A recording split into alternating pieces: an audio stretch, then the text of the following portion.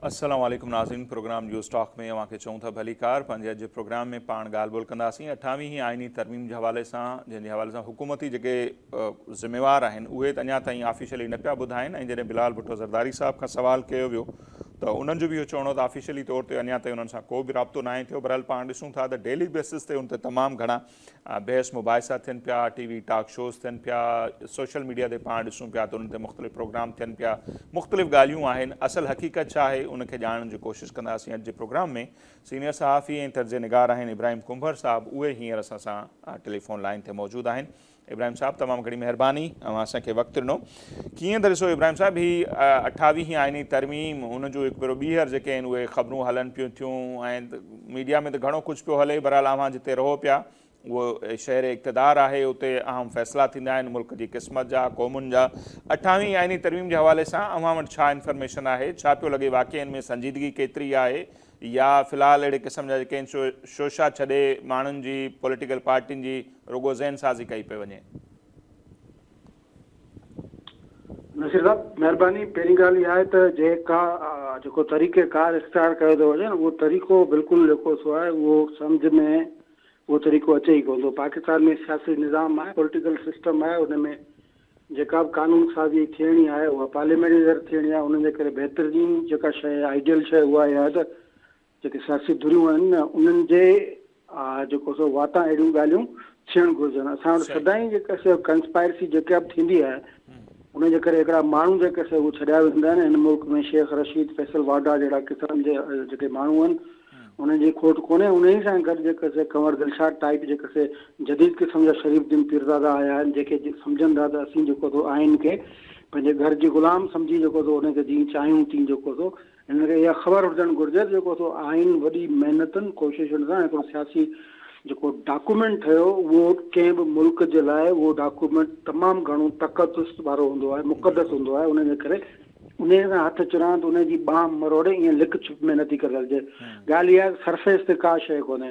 हिन वक़्तु माण्हू ॿुधाए नथो सघे त 28वीं तरमीम आहे छा। असल में एॾो हंगामो हुलंगामो हिकिड़ा गैर सियासी जेके एंटिटीज़ आहिनि, हिकिड़ा गैर सियासी क़िस्म जा फ़र्द आहिनि, हिकिड़ा प्रो जेके आहिनि उहे डिक्टेटोरियल ऐं गैर जमहूरी क़िस्म जा जेके माण्हू आहिनि उन्हनि जे वाता मुख़्तलिफ़ ॻाल्हियूं जेके आहिनि उहे मीडिया में छॾायूं थो वञनि। पोइ मीडिया में जेतिरा वात आहिनि ओतिरियूं ॻाल्हियूं आहिनि। पोइ उन खां पोइ जेको माहौल जुड़े थो उन में ॿियो कुझु न आहे। हिकिड़ी गैर यकीनी वरी सूरताल पैदा थिए थी, ख़ासि तौर ते उहो माण्हू उहो तबिको जेको सो सियासी थोरी घणी फहम रखे थो, थोरो घणो जेको सो पॉलिटिकल विज़डम जिन वटि आहे उन्हनि जे लाइ उहो तमामु थोरो बचियो आहे। छाकाणि जो हिन मुल्क में हाणे तमाशबीन तमामु घणा वधी विया आहिनि। हाणे हुननि मुल्क में जेको सो आहे उहो अल्ताफ़ वारो जेको सो MQM वारो नारो आहे त हमें मंज़िल नहीं क़ाइद जेको सो रहनुमा चाहिए, त उहो रहनुमा जेके आहे उहो उन्हनि खे खपे। पोइ रहनुमा सॼी उमिरि खणी गंद खाधो हुजे, अलाए छा थियो हुजे, पर हुननि खे उहो रहनुमा खपे जीअं हुनखे कुल्हे ते चाढ़नि।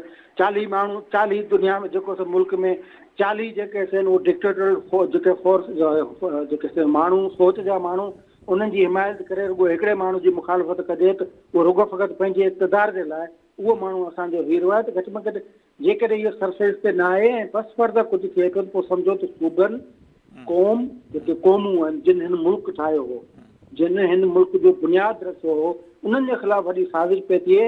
ऐं लाज़मी ॻाल्हि आहे त जॾहिं क़ौमुनि जे ख़िलाफ़ु साज़िश थिए त उन में का बि सियासी धुर शामिल न आहे हूंदी।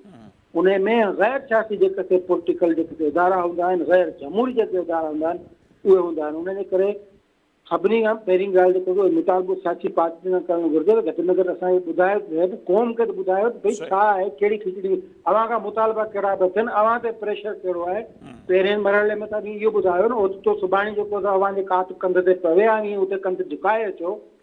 पोइ जेको सो हिते वेही जेको समूरियूं क़ौम या जेको सो आवाम खे हाए घुरा करे उन खां बहितर तव्हां ॿुधायो। नून लीग ॿुधाए जंहिं वटि इक़्तिदार आहे, जेका हुक्मरान आहे, पीपुल्स पार्टी ॿुधाए जेका हुक्मरान जी इतादी आहे, त घटि में घटि असांखे ॿुधायो पिए त 28वीं तरमीम तव्हां सां राब्तो कयो हूंदो। जेकॾहिं तव्हां सां राब्तो न आहे कयो त उनजी तरदीद करो।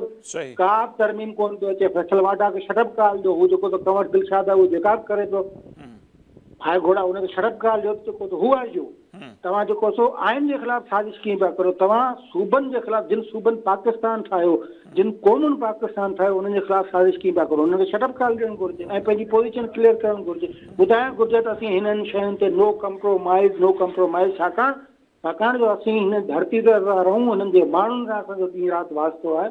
ये शयूं जेके आहिनि पीपुल्स पार्टी समेत ते किथे बाक़ी धुरियूं आहिनि, उन्हनि खे ॿुधाइणु घुरिजनि पब्लिक खे। बिल्कुलु। अच्छा, पाण ॾिसूं था जॾहिं बिलावल साहब का सवाल कयो वियो त हुन चयो त ऑफिशियली तौर ते असांखे कोन ॿुधायो वियो आहे, ऐं गॾोगॾु पीपल्स पार्टी जा मुख़्तलिफ़ अॻवान मुख़्तलिफ़ वक़्तनि ते टॉक शोज़ में चवनि था त जेकॾहिं बेनज़ीर इनकम सपोर्ट प्रोग्राम जे हवाले सां, सूबनि जी वहदत जे हवाले सां, या खाता वफ़ाक़ जे हवाले करणु, NFC में कट लॻाइण जी का बि शिक उन में शामिल हूंदी त असां अहिड़ी कंहिं बि तरमीम जी जेका आहे सो हिमायत न कंदासीं। इहा सिर्फ़ु अञा ताईं वज़ाहत पीपल्स पार्टी जी तरफ़ां अचे पई। बाक़ी इन 18 तरमीम खे मंज़ूर कराइण में 13 खां 15 पार्टियूं हुयूं, नून लीग ॿिए नंबर ते वॾी पार्टी हुई, उन्हनि जे तरफ़ां का वज़ाहत कोन पई अचे अञा ताईं।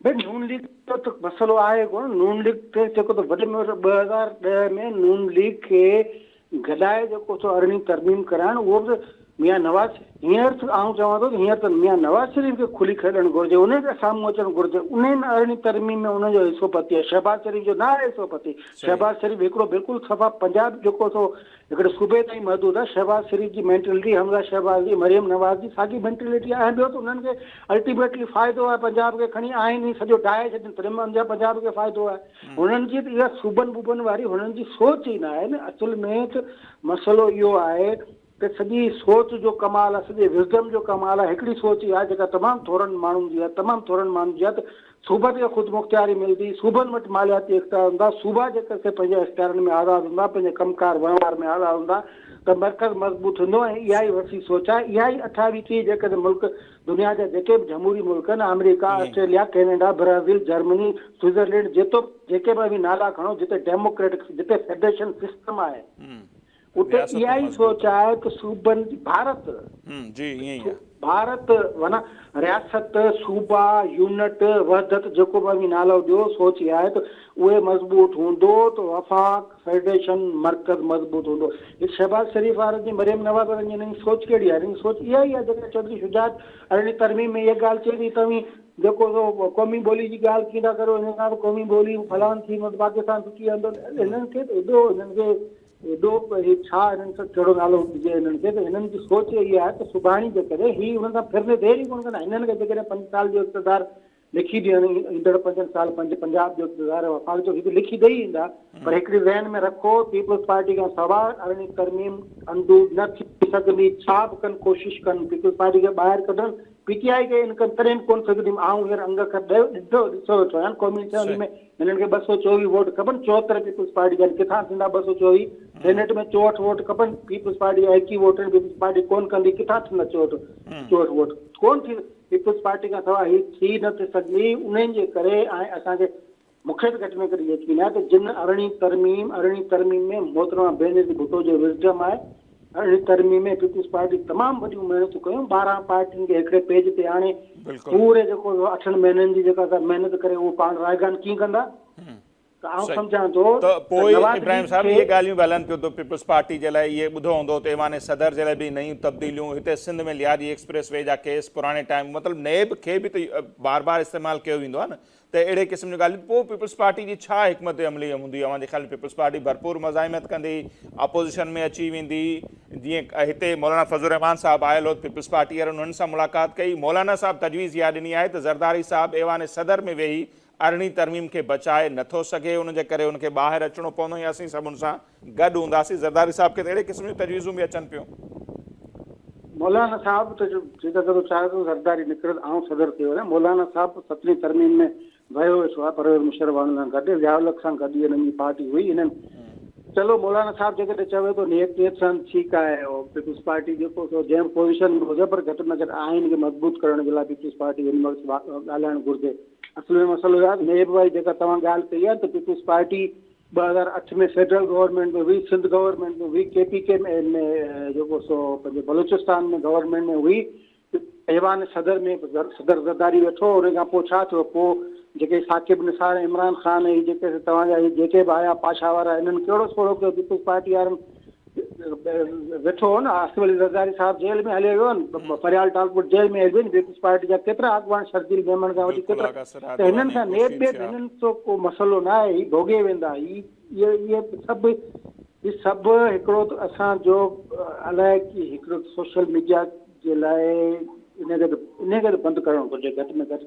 छाकाणि जो हुते अहिड़ो शऊर हिकिड़ो अची वियो आहे घटिया क़िस्म जो, पेटी जेके आहिनि उहो हिकिड़ी सतह जा लेवल जा, हाणे साईं फलाणा इहे वॾा लीडर आहिनि, इहे मुतबादिल आहिनि, इहे सिंध आज़ादु कंदा। अरे सभु ई परवेज़ मुशर्रफ सां गॾु वेठा हुआ, कहिड़ो नालो खणंदो? पर पोइ उन्हनि ॾींहंनि में यार असांखे सभु यादि आहिनि उन्हनि ॾींहंनि में जेको हशर हिननि सिंध सां कयो, सॼी जेको सिंध हुननि वञी MQM में परवेज़ मुशर्रफ पंजाबी जे झोली में जेको हिननि वञी विधी हुई। GDA वारनि जी ॻाल्हि पिया कयो, सिंध में जेके GDA वारा आहिनि उन्हनि जी ॻाल्हि पिया कयो? बिल्कुलु उन्हनि जी ॻाल्हि थो करियां। कल्ह हेॾो इजलास थियो, हुननि खे त प्रेस कॉन्फ्रेंस करणु घुरिजे आहे, भावे ऐलान इहो करणु घुरिजे आहे। त बद ॻाल्हि इहा आहे 18वीं तरमीम खे अंडू अथनि न करणु ॾींदासीं। 18वीं तरमीम जे जेको सिंध जो जेकॾहिं हुननि खे प्रेस कॉन्फ्रेंस इहा करणु घुरिजे आहे। कहिड़ी प्रेस कॉन्फ्रेंस थी आहे? हुननि GDA जो हेतिरा कलाक इजलास हलियो आहे, उन्हनि जी प्रेस पधराई या प्रेस कॉन्फ्रेंस कहिड़ी हुई? हुननि मदामत जो ऐलान कयो, जदोजहद जो ऐलान कयो, एहतजाज जो ऐलान कयो। हुननि इहो ऐलान कयो त असीं 18वीं तरमीम जे ख़िलाफ़ कंहिं सियासी पार्टी जेकॾहिं उन आवाज़ उथारियो त उन सां गॾु हूंदो। कंहिं इहा ॻाल्हि कंहिं कई? कंहिं कोन कई हूंदी। सही।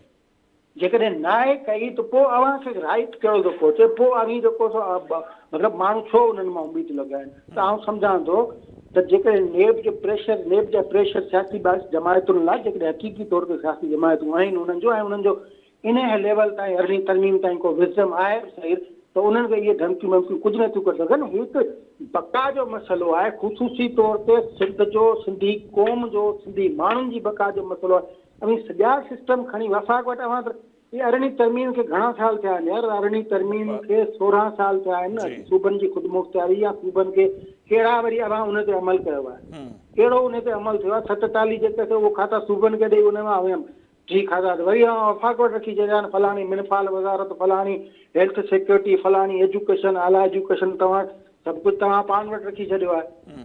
उन्हनि ते अमल असल में सॼो सोच जो मसइलो आहे। सोच ई उल्टी आहे। हीउ सॼो पंजाब त आउं मक़सदु इहो आहे त सुभाणे जेकॾहिं अंडू थी थिए 18वीं तरमीम, फ़ाइदो वरी बि कंदे पंजाब खे आहे।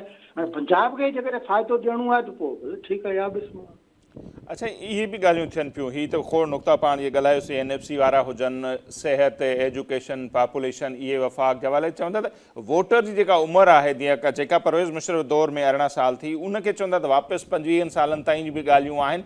इन जे पुठियां कहिड़ो लॉजिक अव्हांखे नज़र अचे पियो इब्राहिम साहिबु? इन जे पोयां लॉजिक वॾे में वॾो जेको सो इहो आहे न, सोसाइटी खे, हिन जो यूथ खे जेको सो उहो गैर सियासी करिणो आहे। पाकिस्तान में पहिरें ॾींहं खां वठी ऐं ख़ुशूसी तौर ते 1958 खां वठी, आउं त 1947 खां चवंदुसि लियाकत अली ख़ान खां वठी, पर पोइ ख़ुशूसी तौर ते, छो त उन जी हुकुमरानी जेका आहे उहा शानदार क़िस्म, उन सिंध ते उन जा थोरा सिंध लाहे उन जी हुकुमरानी जेका था हुई, उहो एॾो हिकिड़ो मरहूम गुज़ारे वियो आहे गुरू वज़ीर आज़म। पर 1958 खां वठी हिकिड़ी सोच पलिजे पई त कंहिं न कंहिं तरीक़े सां हिन सॼी सोसाइटी खे डीपोलिटिसाइज़ कजे।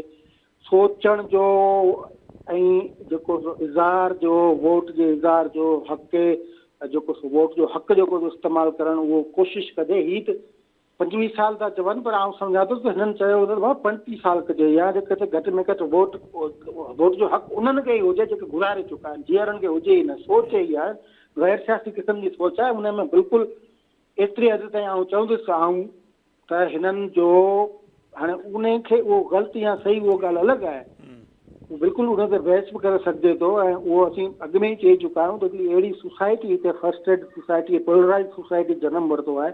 ऐं उनखे सेट करण जा मुख़्तलिफ़ तरीक़ा आहिनि। उनखे सेट करण जे लाइ हिकिड़ा सियासी जेके विज़डम जा कई नुक़्ता आहिनि, उते कई थ्योरीज़ आहिनि, कई स्ट्रेटजीज़ आहिनि, उहे अप्लाई करे सघजनि थियूं।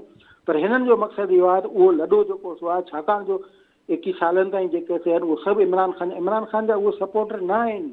इहो हिननि जे दिमाग़ में अलॻि कंहिं विझी छॾियो आहे त उहे इमरान ख़ान जा कोन्हे सपोर्टर। यार इमरान ख़ान जो मसइलो न आहे, मसइलो इहो आहे त हिननि किस्तुनि में जेको सोसाइटी खे हिननि करे छॾियो आहे, तक़रीबन करे छॾियो आहे। छा माना हिते तव्हांजो फ़िरके वारा न जेको सो लॾो, हिते तव्हांजा जेके इहे ज़ोंबीज़ क़िस्म जा माण्हू, हिते तव्हांजा जेके जाहिल नसुल जेके उहे पैदा थिया आहिनि, हिते तव्हांजा जेके आहिनि उहे कहिड़ी कहिड़ी सोच वारा जेके आहिनि, उहे कहिड़ा तव्हांजा हिते लिबरल, डेमोक्रेटिक ऐं जेको सफ़ा सेक्युलर ऐं सोशलिस्ट क़िस्म जा पैदा थिया आहिनि। हिकिड़ो अलाए कहिड़ो नसुल पैदा थियो आहे, उन जी अक्सरियत आहे। सो आउं सम्झां थो त गैर सियासी जेको आहे उहो सभु हिननि जे तजुर्बनि जे करे थिया आहिनि, ॿिए कंहिंजे न आहिनि। उहो हिननि जा जेके तजुर्बा थिया आहिनि उन जे करे अहिड़ी सोसाइटी डेवलप थी आहे। हे ई तजुर्बा ही जेके ज़ोंबी आहिनि या जेके भई नाला वठो इहो कंहिंजो तजुर्बो आहे, तुंहिंजो तव्हांजो या मुंहिंजो त न आहे न, जी इहो बिल्कुलु। हिननि ई तजुर्बा कया आहिनि। हाणे भले जीअं बि करियो, पर चाहींदे बि इन जी हिमायत नथी करे सघिजे त तव्हां वोटिंग जेको वोटर खां 21 साल वारी उमिरि खां 18 सालनि में ॿार बालिग थो थियो वञे, 18 सालनि में हुन वटि काफ़ी शऊर थो अचे वञे, ही एडवांस जेके से हिन वक़्तु जेका टेक्नोलॉजी या थिंकिंग आहे या जेके से हिन वक़्तु जेके ज़रिया आहिनि उन जे ई करे तमामु घणो शऊर जेको सो आहे उहो हाणे जनरेशन गैप आहे, उनखे क़बूल नथो क़बूल ॿी ॻाल्हि आहे, पर इहा घटि में घटि माण्हुनि खे गैर सियासी करण जी हिकिड़ी एजेंडा आहे जेका मज़मत जो बि आहे। ठीकु आहे इब्राहिम साहब, तमामु घणी महिरबानी आहे असांखे वक़्तु ॾिनो। ऐं पाण जेके ॾिसूं था पाकिस्तान में ई 18 साल जी एज जा उमिरि जा जेके नौजवान आहिनि उनजी तादाद 5 खां 6 मिलियन आहे। एॾी वॾी पॉपुलेशन खे तव्हां वोट जे हक़ खां कीअं था महरूम करे सघो, ऐं सिर्फ़ु लॉजिक इहो हुजे जो उहो हिकिड़े मख़सूस नज़रिए या मख़सूस पार्टी खे सपोर्ट था कनि, ईअं आहे कोन। ज़रल जंहिं वटि बि अहिड़े क़िस्म जी का सोच आहे, अंग खराइनि तो यकीनन ग़लति आहिनि। हिते वठूं था मुख़्तसिर ब्रेक खां पोइ वापसि ईंदासीं त 28 आइनी तरमीम इम्कानी तौर ते जेका अचण वारी आहे उहा ऐं उनजो रद्द अमल छा थी सघे उन ते पाण वधीक ॻाल्हि ॿोल कंदासीं।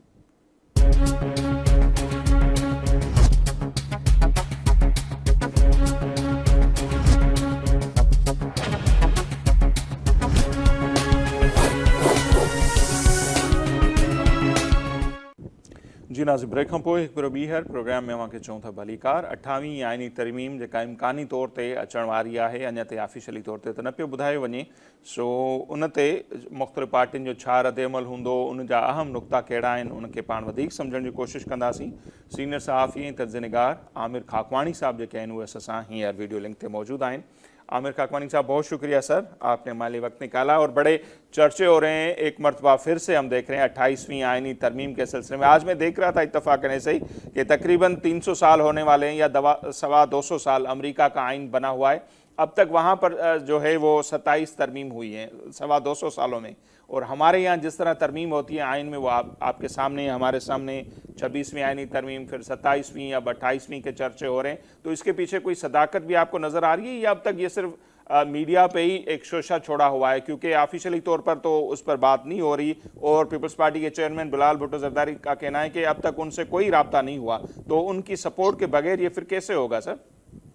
देखें, ये बात तो ठीक है, ऑफिशियल अभी तक कुछ भी नहीं है, ज़ाहिर बात है। और आपने खुद बिलावल भुट्टो को भी कहा, दूसरे लीडरों को भी, कोई ये कोई नहीं कह रहा कि ऐसा कोई मुसद्दा किसी ने देखा है या कुछ। लेकिन आप देखें ना, कुछ अहम, मतलब राना सनाउल्लाह ने जो बयान दिया था, राना सनाउल्लाह एक अहम आदमी है ना, मुस्लिम लीग के एक अहम लीडर है, और वो नवाज शरीफ साहब से या मुस्लिम लीग की आला क़यादत से मुशावरत के बगैर इस तरह की बात तो नहीं कर सकते। कुछ और लोग भी बात करते हैं, शेर अब्दुल मरवत कर रहे हैं और लोग कर रहे हैं, आके पार्लियामेंट में भी बात, टीवी प्रोग्रामों में बात हो रही है, तो सिलसिला तो छोड़ा जा रहा है, और ये बाकायदा तौर पे छोड़ा जा रहा है। यानी ऐसा नहीं है कि यानी राना सनाउल्लाह ने अपनी तरफ से वैसे बैठे बैठे मजाक को बयान दे दिया हो, ज़ाहिर है कोई ये बात जानबूझ कर की गई है, और वो मुख्तलिफ कंफ्यूज चीजें चल रही है। देखे ना, कभी पता ही कोई नहीं, कभी कहते हैं इसमें, मतलब ये तो सारे कह रहे हैं कि एनएफसी बजट में जो सूबा और वफाक के शेयर है वो तब्दील करने की बात तो लाजमी होगी, और शायद और उम्र की भी बात आ रही है, वोटर की उम्र 18 साल से बढ़ा के 25 की। वैसे पहले मेरे मालूमात में साल 2 साल पहले 23 की तजवीज दी गई थी, लेकिन 25 हो सकता है, जब 23 करना 25 भी कर सकते हैं, कुछ भी कर सकते हैं। ये भी है कि नए सूबे बनाने की भी बात, सूबों की भी बात हो रही है, ये भी बात चल रही है कि ये जो इस वक्त मौजूदा तरीकाकार है वो तब्दील हो जाए। अब तो काफी मुश्किल है ना कि सूबाई असम्बली जो 2/3 मेजॉरिटी से करेगी करारदाद, और ये वो सारे उसको थोड़ा तब्दील करने का या आसान करने का या जो भी मामला हो, और प्लस ये कि जो कुछ महकमों हो जाने का, वो फैमिली प्लानिंग की बात हो रही है पॉपुलेशन की, मेरा ख्याल है उसमें तो सूबों को कोई फर्क नहीं पड़ेगा सूबा ने कौन सा काम किया आबादी का, लेकिन बहुत बड़ा खौफनाक ये भी एक मशू है आबादी का। लेकिन मेरे ख्याल सेहत और तालीम अगर मरकज के पास गए तो फिर सूबों को फर्क पड़ेगा इख्तियारात में, जो सारा कुछ हमने पहले बड़े अरसे जद्दोजहद करके इख्तियारात सूबों तक लेके गए थे, तो वो सारे मसाइल हैं। गुपांग साहब, एक बात मैं कहूंगा, देखिए पहली बात तो आपने बिल्कुल ठीक कहा कि अमेरिका में और दुनिया में और भी जगहों पे ऐसी अमेंडमेंट ऐसे नहीं आती। उसकी आइन में तरमीम जो 2/3 मेजॉरिटी से होती है, वो एक बड़ी बात होती है, एक बहुत अहम काम होता है। उसके लिए एक लंबी एक डिबेट होनी चाहिए, नेशनल डिबेट होनी चाहिए, गौर होना चाहिए, और वो फिर मुल्क को कौम के वाक़ईतन हकीकी मफाद में हो, किसी सियासी जमात के मफाद में ना हो, या कोई उससे कोई खास अज़ाइम मकसद ना हो, مطلب ملک کے مطلب سسٹم اگر نہ چل رہا ہو، جو مسائل ہو، مطلب اب یہ حال یہ ہے کہ یہاں پہ مطلب پاکستان میں سب سے زیادہ ان کو ضرورت ہے عدالتی حوالے سے اصلاحات لانے کی. کچھ قوانین میں ایسی امینڈمنٹ کریں تاکہ جو کیسز 10 15 20 سال چل رہے ہیں وہ ان کو ذرا اسپیڈی ہوں، اور جو وکلا صاحبان ہمارے راستے روکتے ہیں، اپنا کیس لمبا کرتے ہیں اپنے پیسوں کے چکروں میں، جو آپ کو پتہ ہی ہوتا ہے، عام پریکٹس ہے لوور کورٹس میں بھی اور اوپر تک چلتا ہے معاملہ. تو وہ اس کا عام آدمی کو فائدہ ہے کہ انصاف ملے، جلدی ملے، کوئی ہو جائے اور چیزیں اصلاحات جو وہ یا بلدیاتی الیکشن میں کے حوالے سے ان کو اختیارات کرنے کی یہ بحث ہمارے یہاں چلتی رہتی ہے لوکل باڈیز کو، یا کہ بھائی اس میں یہ سب چیزیں، لیکن اس کے بجائے ان چیزوں پہ زیادہ ہوتا ہے جس سے کسی کو فائدہ ہو. تو وہ اس سے نا پھر وہ ایک بدنیتی زہر ہوتی ہے سیاسی، ایک اس سے کریڈیبلٹی نہیں رہتی، اور میرے خیال ہے اس سے نقصان ہوتا ہے.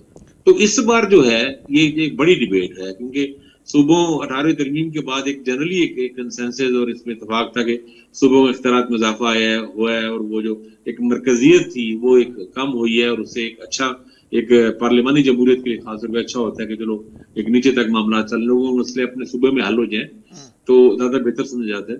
تو اس لحاظ سے یہ ایک خطرناک بات ہے. اور نوجوانوں کا مطلب وہ تو بہت ہی زیادتی کی بات ہے. دیکھیں نا 16 سال تک بھی کئی ملکوں میں ووٹر ہے، 18 سال تو بہت ملکوں میں ہے. اور اس کی وجہ کیا ہے، ریزن کیا ہے؟ بھائی 18 سال کے بندے کا ووٹ مطلب آپ جانتے ہی ہیں کہ یہاں پہ 21 سال کی عمر میں سی ایس ایس کر کے سول سروس سنبھال لیتے ہیں لوگ، اور دوسرے بھی محکموں میں جا رہے ہیں 18 20 سال کے. نہیں تو سر اس کی ضرورت کیوں پیش آ رہی ہے کہ یہ جو سارے لوگ ہیں 18 سال کے، کہ یہ سب جو ہے ایک پارٹی کے پیچھے لگے ہوئے ہیں؟ خان صاحب کا چلو نام لے لیتے ہیں، کیا اس کے سپورٹ رہے ہیں؟ بہت ساری دوسری پارٹیوں. یہ ایک بڑی زیادتی نہیں ہوگی؟ اتنی بڑی 5 سے 6 ملین لوگ ہیں 18 سال سے اوپر، اور الیکشن تک اور زیادہ تعداد بڑھ جائے گی. تو یہ اتنی بڑی پاپولیشن کے ساتھ آپ زیادتی کرنے جا رہے ہو، اور لوگ آپ کو لگتا ہے کہ اس کو ہضم کر لیں گے؟ اچھا کئی ملین ووٹر تو اب ہے نا. آپ دیکھیں نا جنہوں نے ووٹ ڈالا ہے، مطلب کوئی بندہ 20 سال کا جو 8 فروری 24 کو اگر وہ 20 سال کا تھا یا 21 سال کا تھا جس نے ووٹ ڈالا ہے، اب اچانک اس کو ووٹ سے حق سے محروم کر دیا جائے گا. یہ کئی ملین ووٹر تو ہیں، یہ ختم ہو جائیں گے. اور جو کئی ملین ووٹر اگلے 2 سال 3 سال بعد 24 میں الیکشن ہوئے تو 29 میں بنتے ہیں نا. ابھی تو ویسے بھی اس میں 3 سال پڑے ہیں، تیسرے سال الیکشن ہوں گے. تو اس وقت تک بھی لاکھوں لوگ، کئی ملین ووٹر نئے ہو جائیں گے، ان سے بھی زیادتی ہو جائے گی. اور لیکن میں آپ کو بتاؤں ایک بات، جو لوگوں نے الیکشن پہ کام کیا ہے، ہمارے بعض جرنلسٹ دوستوں نے اس پہ ریسرچ کی، کافی کام کیا، ان کا کہنا یہ ہے کہ عمران خان صاحب کو، تحریک انصاف کو ووٹ جو پڑا ہے اس میں ایک بڑا حصہ، خاصا بڑا حصہ بڑی عمر کے لوگوں کے، خاص طور پر خواتین کا ہے. تو بھائی میرا تو خیال یہ ہے کہ ان کو یہ 18 سے 25 سال سے بات نہیں بننی، ایون 35 سے 45 سے تب بھی بات نہیں بننی. اس کے لیے کافی کچھ بدلنا پڑے گا، یا الیکشن سسٹم ہی ختم کرنا پڑے گا، ذرا ضیاء کی طرح کے دور کا مجلس شورا لگانی پڑے گی، ان کا بس چلے تو شاید وہ بھی کر لے. اچھا اگر پرفارمنس کی بات، جیسے آپ نے کہا نا پاپولیشن، تو ویسے اگر وفاق کے جو ڈپارٹمنٹ ہیں ہم دیکھ رہے ہیں، ریلوے میں ہم نے کیا ترقی کی ہے، پی آئی اے میں کیا ترقی کی ہے، ٹیکس کلیکشن میں ہماری وفاق کی کیا پرفارمنس ہے، اسے اگر ہم گنواتے جائیں تو جو وفاق کے پاس کھاتے ہیں ان پر کیا ان کی پرفارمنس ہے. لوکل باڈیز کی بات کریں تو سندھ سے تو کب سے ہے وہ سندھ میں لاگو، کے پی میں کیوں نہیں ہو رہا؟ اپنا پنجاب اتنا بڑا صوبہ ہے، وہاں پر یہ وہ لانے کے لیے تیار نہیں ہے. تو یہ پھر جو دوسروں کو بھاشن دیتے ہیں تو آپ کو لگتا ہے ان کا کیا پھر اثر ہوگا؟ خود تو اچھا آئین کی سب سے بڑی وائلیشن یہ ہے کہ ہر 5 سال کے بعد این ایف سی آنا چاہیے. یوسف رضا گیلانی کے بعد سے گوادر میں جو فائنل ہوا تھا اس کے بعد ہم دیکھتے ہیں کہ کوئی نیا ایوارڈ نہیں آ رہا.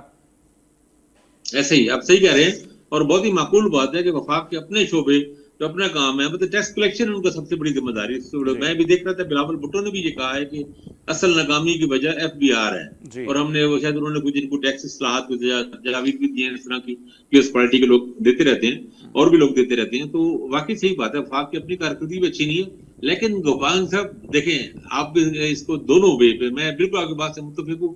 وفاق کے جو محکمے ہیں وہ بھی اتنے ہی برے ہیں، ناکام ہیں، لیکن صوبوں نے بھی کوئی بہتری نہیں دکھائی انفارچونیٹلی. دیکھیں ایک پوائنٹ اور ہے، ایک تو این ایف سی ہے نا، ایک پروونشنل فائنینشیل ایوارڈ بھی تو ہوتا ہے نا. صوبوں نے بھی اپنے فنڈ ضلعوں میں منتقل نہیں کیے، یہ اختیارات ضلعوں یا ڈویژنز میں منتقل نہیں کیے. صوبوں صوبائی فنڈ بھی زیادہ وزیر اعلیٰ کی مرضی پر ہی ہوتی ہے. مریم نواز، میں پنجاب کی بات کر رہا ہوں، مریم نواز سے وزیر پنجاب میں چاہیں تو لاہور میں 200 ارب لگا دیں، پوچھنے والا نہیں ان سے، وہ اٹھا کے لئیے کہ شباز شریف سب کرتے رہے ہیں ایسا. اور باقاعدہ پریکٹیکلی ایسا ہوتا رہا ہے، لیا کے بکھر جیسے جو دور افتادہ اضلاع ہیں پنجاب کے، ان کے فنڈ اٹھا کے لاہور لائے جاتے رہے، اور یہاں سے کسی خاص سڑک پہ پتہ لگے کہ اس پروجیکٹ میں 25 ارب 30 ارب روپے لگ گئے، یا اور بہت سارے اس طرح. تو یہ بھی بڑی انہوں زیادتی، نے معاف لوگوں کیجیے نے گا، بھی یہ میں بتائی. اسی سے یاد آ رہا ہے کہ سارے ملک کو پورٹ سٹی ہے کراچی جو کنیکٹ کرتا ہے، سالہ سال ہم دیکھ رہے ہیں کہ پنجاب میں ہر ڈیویژن میں موٹر وے بنے ہوئے ہیں، اور سکھر سے حیدرآباد تک موٹر وے نہیں بن رہا، اس کے لیے وفاق پیسے نہیں دے رہا.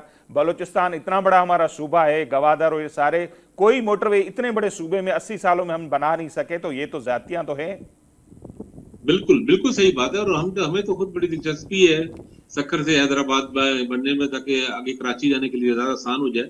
کیونکہ جب سے یہ رحیم خان اور ملتان سے سکھر بنا تھا تو اس سے بہت لوگوں کو فائدہ ہوا آسانی ہوئی، خاص طور پر پنجاب کے لوگوں کو. بالکل. تو آگے سکھر سے آگے اگر بن جائے تو پنجاب سے بھی لوگوں کے لیے بہت آسان ہو جائے گا. دیکھیں نا بائی ایئر خرچے اتنے زیادہ ہیں، ٹرین پہ ٹائم بہت زیادہ لگتا ہے. تو آپ اگر وہ موٹر وے ہو جائے تو 120 کی سپیڈ سے، آپ آج کل تو چلو پیٹرول کی وجہ سے کم انہوں نے کرائسس کیا ہوا ہے، 120 کی سپیڈ سے لاہور سے کراچی ایک دن میں بھی آ جا سکتے ہیں آپ، اگر خاص طور پہ ایک دو دوست مل کے چلانے والے ہوں تو اس سے بہت آسانی ہوتی ہے، لوگوں کے لیے بہت سارے مواقع ملتے ہیں. بالکل ٹھیک بات ہے، یہ بالکل ایک کوتاہی، اور بہت ساری کوتاہی اس میں کوئی شک نہیں. لیکن یہ بتائیں کہ پاکستان پیپلز، دیکھیں پریکٹیکلی صورتحال یہ ہے، پاکستان پیپلز پارٹی کی مدد کے بغیر ترمیم نہیں آ سکتی. بالکل. سینٹ میں پاکستان پیپلز پارٹی شامل نہ ہو تو ممکن ہی نہیں ہے ترمیم آنا. تو قومی اسمبلی اصل میں بھی. سوال جو ملین ڈالر کوسچن یہ ہے، وہ آپ سے بھی اور آپ کے اپنے قارئین، جو کہ ایک بڑی آڈینس ہے ماشاءاللہ آپ کی سندھ میں، کہ پیپلز پارٹی کس حد تک رجسٹ کرے گی، کیا وہ قربانی دے گی یا نہیں دے گی، یہ سوال ہے اس بارے میں. اب تک جو بھی پیپلز پارٹی والوں سے رابطہ ہے وہ بول رہے ہیں کہ بے نظیر انکم سپورٹ پروگرام کا مسئلہ ہو گیا،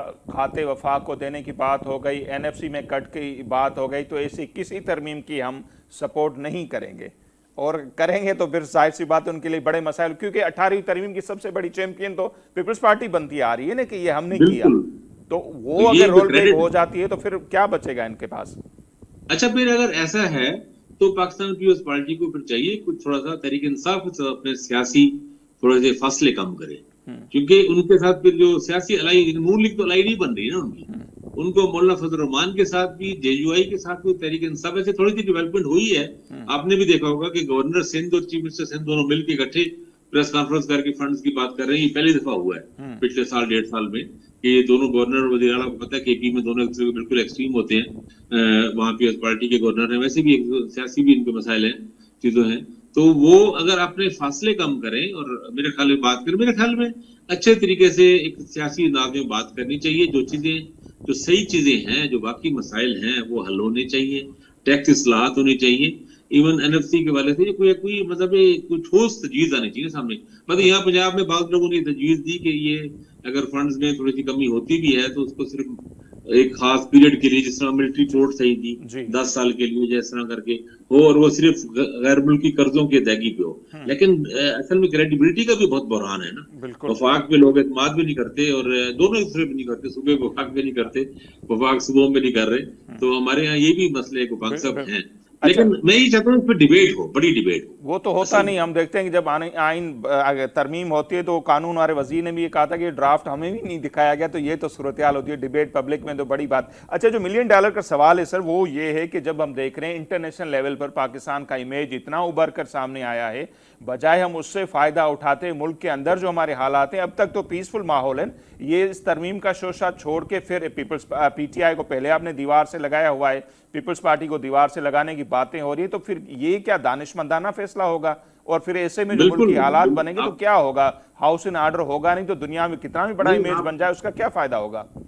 نہیں، آپ نے درست کہا. دیکھیں آج منگل تھا، وہاں پہ اڈیالہ جیل میں ملاقاتوں کو دن تھا. جو خبریں آ رہی ہیں کہ وہ موٹر وے بند تھی، پشاور علی موٹر وے، لاہور علی موٹر وے سارے بند، اور کنٹینر کھڑے کر کے، اور وہ بہت مسائل ہوئے. لوگوں نے، بہت سے لوگ فیس بک پوسٹیں لگا رہے ہیں کہ 3-4 گھنٹے پھنسے رہے ہیں اور وہ ملاقات کے لیے نہیں جا سکے.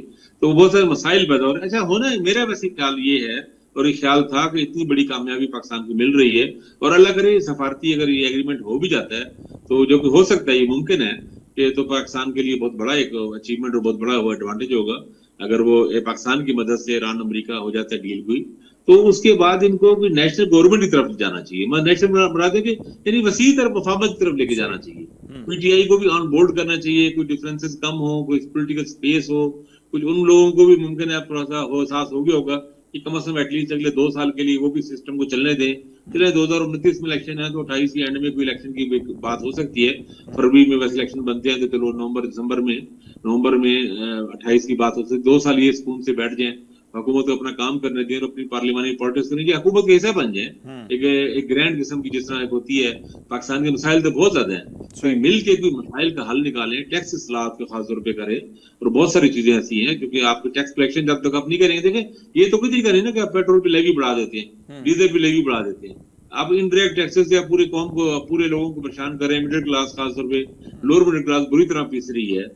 उसके बजाय जो ताकतवर तबकात हैं, जो कमा रहे हैं, जिनके पास वसाइल हैं, अशराफिया है, उन पे टैक्स लगाए, उनसे वसूली करें ना। तो ये करना चाहिए ना, ये कि आप ठीक कह देंगे तो ना कि ऐसी सूरत में पाकिस्तान पीपल्स पार्टी को ही कॉर्नर कर दें, साइड पे लगा दें, ये तो कोई हल नहीं है। लेकिन पाकिस्तान पीपल्स पार्टी को भी चाहिए कि कोई इसमें पॉलिटिकल हवालों से सामने आए और अपने इत्तेहाद बनाए, उसके बगैर नहीं होगा मामला, मुश्किल हो जाएगा। बिल्कुल इससे होना चाहिए, लेकिन हमने तो हमेशा देखा है कि पॉलिटिकल पार्टीज ही एक दूसरे के हवाले से इस्तेमाल होती हुई आई है पाकिस्तान की तारीख में। अब तक भी अगर हम देख लें, एक की हुकूमत होती है, दूसरे को दीवार लगाने के लिए सब इकट्ठा हो जाते हैं। अभी भी अगर ये इनका आपस में पॉलिटिकल पार्टियों का कोई इत्तेहाद हो जाए, कोई नेशनल गवर्नमेंट बन जाए, तो फिर वो जो दूसरे हल्के हैं उनका क्या होगा सर, जिनके तो पॉलिसी कहा जाता है यही है डिवाइड एंड रूल, वो कैसे मिलने देंगे? ठीक कहा आपने, ठीक कहा। अब इनको मिलकर इकट्ठा होना चाहिए, कुछ चीजों में होना चाहिए, लेकिन आइन को नहीं छेड़ना चाहिए आसानी के साथ। आइन चूंकि एक ही वक्त हमारे पास डॉक्यूमेंट है, जहाँ पे एक मुतफिका डॉक्यूमेंट है, इसको हम छेड़ेंगे तो बहुत सारे और मसाइल पैदा होंगे। इस वक्त तो देखें गोपांग साहब, सबसे बड़ा मसला टेररिस्ट है। तो मेरा ख्याल है खासतौर बलूचिस्तान में हमें बहुत ज्यादा एक्स्ट्रा हमें बजट भी लगाना पड़ेगा, एक्स्ट्रा फोर्स भी लगानी पड़ेगी, बहुत सारे मसाइल, और वहाँ पे कोई बड़ा पैकेज भी देना पड़ेगा, वहाँ पे लोगों को इंगेज करना पड़ेगा। इस तरह कि कबायली इलाकों में खासतौर पे हमारी जो सापो फाटा के जो वजीरिस्तान और इन इलाकों में, यहाँ भी बहुत ज्यादा टीटीपी के बहुत मसाइल है। इस वक्त तो सारा फोकस दहशतगर्दी को कंट्रोल करें, क्योंकि प्रॉक्सी वार्स लड़ी जा रही है। और आपको पता है कि हमारा दुश्मन जिसने हमें पिछले साल हम पे हमला किया था, पड़ोसी मुल्क हमारा इंडिया, तो वो हमारे लिए बहुत से मसाइल हमारे लिए प्रॉक्सी वार की सूरत में हैं। तो इन मसाइल को हल करना चाहिए, ना कि इस वक्त अपने लिए नए मसाइल पैदा कर लेने चाहिए। ये मसले आगे जाके अगले साल भी आप कर सकते हैं, दोनों आप डिबेट करें, लोगों को बात करने दें, डिस्कशन होने दें, फ्री डिस्कशन होने दें, तजावीज आने दें, पीएस पार्टी के अंदर डिबेट होने दें। सारे मुतवतन लोग हैं, मुल्क के लिए सारे बेहतर सोचेंगे। ऐसा तो नहीं कि पीएस पार्टी वालों को कोई वफाक से कोई मसला है, पीएस पार्टी को भी हुकूमत में शामिल होना चाहिए, वो उनको दे दें, वजारत खजाना उनको दे दें, चले भी चलो भाई सब पता, उनको भी पता लगे ना कितनी मुश्किल चीजें हैं। पीएस पार्टी को भी शामिल करना चाहिए। मैं तो कहता हूँ कि इसमें इनको हुकूमत को एक मामला एक दोबारा से रीथिंक करना चाहिए, एक बिल्कुल एक अलायंस की तरफ जाना चाहिए मुल्क चलाने के लिए इस वक्त जो हालात है, ना कि ये कि उनमें से मजीद धड़े और ग्रुप बना के और कुछ को दीवार से लगा के और धमका के या तरगीब से या जो भी लालच से या तोड़ फोड़ करके इस तरह करके, इसके बजाय मिलाना चाहिए आपस में। देखिए बिलावल भुट्टो कहते हैं, पाकिस्तान पीपल्स पार्टी के लोग कहते हैं कि इन चीजों से मसले हल हो सकते हैं, अगर हम टैक्स रिफॉर्म करें, चीजें करें, तो उनको शामिल करना चाहिए, आना चाहिए। कि पार्टी के वज़ीर खजाना रह चुके हैं पहले, कई लोग रह चुके हैं, इनके पास फाइनेंशियल एक्सपर्ट लोग मौजूद हैं, हुकूमत में इनको शामिल देना चाहिए, अहम वजारतें देनी चाहिए, क्या चलें मिलकर चलाएं मुल्क को। क्या ख्याल है इसमें? बिल्कुल होना तो यही चाहिए, ख्वाहिशें हमारी तो बहुत ज़्यादा हैं, लेकिन जो बलूचिस्तान का आपने जिक्र किया, जब मेंगल साहब ऐवान से बाहर गए तो कितनी कोशिश हुई उनको मनाने के लिए, जब सेनेट के इलेक्शन अपना तरमीम के लिए कैसे उनके लोगों को लाया गया और उनसे वोट दिलवाए गए। तो जब मेंगल साहब ऐवान से बाहर गए थे तभी हमने ये प्रोग्राम किया था कि ये तो फिर वो जो पहाड़ों पर बैठे उनके मौक़िफ़ की तायद हो रही है कि भी पार्लियामेंट आपके मसाइल का हल नहीं कर रहा। तब सबकी जिम्मेदारी ये बनती थी कि इस तरह के लोगों को रोका जाए, जो भी उनके खदशात हैं वो हल करके उनको बिठाया जाए पार्लियामेंट में, ताकि इससे एक यूनिटी क्रिएट हो और वो जो हथियार लेके बैठा हो उनको शिकस्त हो। लेकिन हमारे पास अफसोस है कि उस पर तो काम नहीं हो रहा। नहीं, आप ठीक कह रहे हैं, बल्कि बलूचिस्तान की वजारत आला के लिए भी मुस्लिम लीग नून का भी उसमें ज़ाहिर सीटें हैं, उनमें पीएस पार्टी की भी आई हैं, डॉक्टर मालिक बलोच रह चुके हैं, मेंगल साहब को भी अगर कोशिश करें इस तरह करके एंगेज करने की, या और लोगों को, बिल्कुल सही आपने कहा बात कि उससे पार्लियामेंट अगर बाख्तियार नहीं होगी, उससे अगर उसका लोगों को अगर लगे कि हाँ भाई पार्लियामेंट मसले हमारे हल कर सकती है, सूबाई हुकूमत हमारे मसले हल कर सकती है, तो उनको फिर क्या जरूरत है। और आपको याद होगा कि कोयटा में मेंगल साहब को जिस बंदे ने हरवाया, उसका भी आपको पता होगा कि वो कौन है और उनका प्रोफाइल क्या है। मेंगल साहब जैसा बंदा हार जाता है और वो जो यंग वहां से जीत कर आया या जितवाया गया, तो इससे भी एक मैसेज जाता है ना। तो फिर ये मायूसी आप बढ़ती बिल्कुल है। ठीक है, जी बिल्कुल ठीक है। बलूचिस्तान को देखिए, उस वक्त भी गलत था, मतलब नहीं होना चाहिए, लेकिन अब तो संगीनी बहुत बढ़ गई है ना। मैं फिर जिसको मॉनिटर कर रहा हूँ तो आप भी ज़ाहिर देख ही होते हैं, जो पिछले चंद दिनों में अभी बहुत सारे खौफनाक वाकयात हुए हैं। मतलब अफसोसनाक इतना है। हो गया बदबख्त कि ये जो खारिज हैं, ये फितनतुल हिंद है या जो भी इसे कहें, ये सारे दहशतगर्द जो ग्रुप हैं, ये बड़े खौफनाक एक मुसीबत बन गए हैं। तो आपको लोकल सपोर्ट हासिल करें, कबाइलों की भी करें, कबाइल की भी करें, सरदारों की भी करें, आम आदमियों की भी करें, और पुलिस और इसके लिए पूरा फोकस करें। बजट बढ़ता है बढ़ाएं, उसमें और लोगों को भेजना है भेजें, इंटेलिजेंस को बेहतर करें, दहशतगर्दों को खत्म करें। भाई वहां तो बंदे मारे जा रहे हैं ना मुसलसल, आप देखें ना। जी तो ग्वादर यूनिवर्सिटी के वाइस चांसलर हुआ हो गया, और मतलब अब तो वो दावे ये कर रहे हैं कोटा सुल्तान रोड पे जो हमारा पूरा कंट्रोल है, नहीं है ऐसा। लेकिन वो उनको दावा करने की जरूरत कैसी है? सही उनको ये जो बीएलए की इनकी बिल्कुल जैसा कहते हैं ना कि गर्दन तोड़ देनी चाहिए, कमर तोड़ देनी चाहिए, जो भी नेटवर्क तोड़ देना चाहिए। बिल्कुल दहशतगर्द ग्रुप है ये जो कलदम तंजीमें हैं, दहशतगर्द तंजीमें, इनको खत्म होना चाहिए। बिल्कुल इस मुल्क के लिए बहुत बड़ा खतरा बनेगा। और आप देखें ना, अब पाकिस्तान एक बड़े एफर्ट्स कर रहा है, खबरें आ रही हैं इनफॉर्मल तरीके से, पाकिस्तान आयल के स्ट्रेटेजिक उसके तौर पे लोगों को, कोयत को लोगों को कर रहा है बात। अगर मुल्क में अमन नहीं होगा तो क्या, कौन हमारे पर एतमाद करेगा? बिल्कुल बड़ी ऐसे। हमारे जो देखें, हमारे जो लोग हैं, फॉरेन ऑफिस के लोग हैं, जो हमारे जो सिविल मिलिट्री हमारी लीडरशिप है, वो बड़े अच्छी तरीके से आलमी सतह पे बड़ी प्रपोजल लेके बात कर रही है, फॉरेन बड़ी इन्वेस्टमेंट की कोशिशें कर रही है, सब चीजें, और बहुत अच्छी कोशिशें हैं। लग रहा है उनके अच्छे रिजल्ट आएंगे, सही लेकिन अमन मुल्क में कायम हो ना, और सियासी इस्तेकाम हो। देखिए ये बात गोपांग साहब, पॉलिटिकल इस्तेकाम के बगैर इकोनॉमी नहीं आगे बढ़ सकती। बिल्कुल ऐसा ही है और सर। पॉलिटिकल इस्तेकाम कहाँ से होगा कि जो अच्छा भला इस्तेकाम इस वक्त चल रहा है, तो ये 88वीं तरमीम में अगर बगैर अकलमंदी के बगैर जल्दबाजी में चीजें बिगाड़ दी जाए, तो उससे तो मतलब वो जो रास है वो भी खत्म हो जाएगा ना। ठीक तो ये तो कोई तरीका नहीं ना। जी। देखिए मैं कहता हूँ कि भाई मेरा सीधा सा पॉइंट है कि तरमीम चले अगर आनी चाहिए ना बात, पहले तो एक मुसद्दस सामने आना चाहिए बाकायदा, इस पर बिल्कुल डिबेट होनी होनी चाहिए चाहिए। कि भाई ये चीजें क्यों चाह रहे हैं, सही कि जेन्युइनली उस पर डिबेट हो, जरूरत फाइनेंशियल क्यों है? एक्सपर्ट अपनी राय दें कि क्या वाकईतन मरकज को सूबों को शेयर थोड़ा सा कम करके कर्जों की अदायगी के लिए एनएफसी में जो शेयर है सूबा मरकज को देना चाहिए या नहीं, उस पर सूबे के लोग भी बात करें, सूबों की भी फाइनेंशियल पॉलिटिकल पार्टीज की भी बात करें। एक डिबेट होना है, मुकाबला है ना एक, बिल्कुल उसमें प्रोफेशनल लोग आए, टेक्नोक्रेट्स आए, वो समझाएं हमें बात की यहाँ भी क्या जरूरत क्या है। क्या सिर्फ ये सिर्फ हुकूमतों के अल्ले तल्ले का मसला तो नहीं कि वफाक में वफाक की अपने मदे लूटने की खातिर पैसे ज्यादा चाह रही है, बाकी मुल्क ऐसी बुरी सूरत में है। मुझे यकीन है कि अगर ये बात पाकिस्तान पीपल्स पार्टी को भी अगर कायल की जाए, सवाई हुकूमत को, सिंध हुकूमत को, सिंध के लोगों को बताया जाए कि यहाँ पे मुल्क के लिए वाकई मसला है, या तमाम सूबों को, सिर्फ सिंध के नहीं ना, तमाम सूबों को मसला है ये, क्योंकि अगर फंड कम होंगे कम होंगे, तो वो अगर बात करें ना, उनको समझाएं, दलील से समझाएं, अपनी सिंसेरिटी शो करें। अब जैसे ये भी बात मैंने सुनी कि कैनाल वाला मामला, भाई वो तो जो इशू खत्म हो गया है, उस पर इतना रिएक्शन हुआ सिंध में, आप जानते हैं, आप लोगों ने खुद भी प्रोग्राम किए होंगे, इतना शोर मचा, अब वो दोबारा से क्यों उसे ओपन करना चाह रहे हैं? मामला खत्म हो गया ना, अब उससे आगे बढ़े ना। बिल्कुल आपको आप करना चाहते हैं तो वो करें जो पहले इत्तेफाक राय पहले पैदा करें, ठीक फिर उस पे करें। ये कि आप माफ़ कीजिएगा, हमारे प्रोग्राम का टाइम इख्तिताम पर है। इंशाल्लाह आने वाले दिनों में मजीद इस पर आपसे बात करेंगे। बहुत शुक्रिया आपने हमारे वक्त निकाला। नाज़रीन, आमिर खाकवानी साहब जी ॻाल्हि ॿोल जी साम्हूं आहे, ज़बरदस्त तजवीज़ूं आहिनि। थियण त ईअं खपे जेकॾहिं का बि अहिड़ी तरमीम अचे थी त ओपन डिबेट थियणु खपे। ईअं न आहे त राति जी ऊंदा में को मसवदो अचे, पार्लियामेंटेरियन जेके वोट ॾियणु वञनि था उन्हनि खे बि ख़बर न हुजे त उन ड्राफ्ट में लिखियलु छा आहे। सो उन सां ख़दशा बि वधनि था, मसला बि थियनि था। बहरहाल ॾिसूं था छा थो थिए ईंदड़ ॾींहंनि में। असांजो अॼु ई प्रोग्राम हिते पंहिंजी पुॼाणींदे थो पहुचे। ॾींदा इजाज़त, अल्लाह निगहबान।